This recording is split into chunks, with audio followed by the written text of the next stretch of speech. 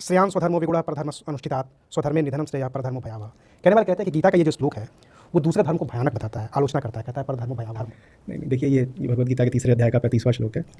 स्वधर्म से अर्थ है कि तुम जानो कि तुम दो हो, एक चेतना और एक प्रकृति।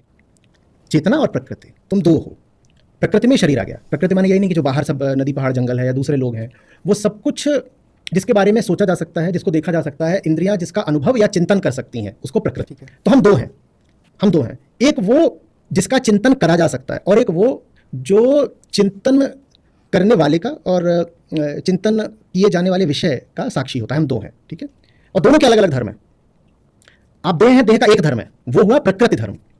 और आप चेतना है, चेतना का दूसरा धर्म है। श्री कृष्ण श्लोक में आपको बता रहे हैं कि आपको अपने धर्म का पालन करना है, प्रकृति वाले धर्म का पालन नहीं करना है। प्रकृति का धर्म माने किसी दूसरे व्यक्ति का धर्म नहीं होता, दूसरे का धर्म नहीं होता। स्वधर्म परधर्म ये नहीं होता, हिंदू धर्म, मुस्लिम धर्म या बौद्ध धर्म, ईसाई धर्म, इसमें स्वधर्म परधर्म नहीं होता। वो पागलपने की बात अगर कोई वैसा कुछ बोल रहा है तो देखिए, जो पर धर्म कहा गया ना, इसमें पर से क्या आशय समझिएगा। अष्टावक्र गीता का 15वां अध्याय है, 8वां श्लोक है, और उसमें आपको कहा जा रहा है कि त्वम प्रकृते है परः।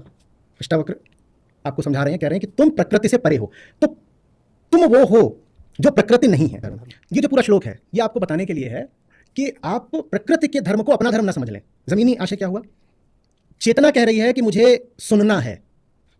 अभी बात हो रही है, मान लीजिए उस बात में थोड़ा सा भी अगर कुछ दम है, तो चेतना कह रही है मुझे सुनना है। चेतना का धर्म है सुनना, सुनने से क्या होगा? बोध।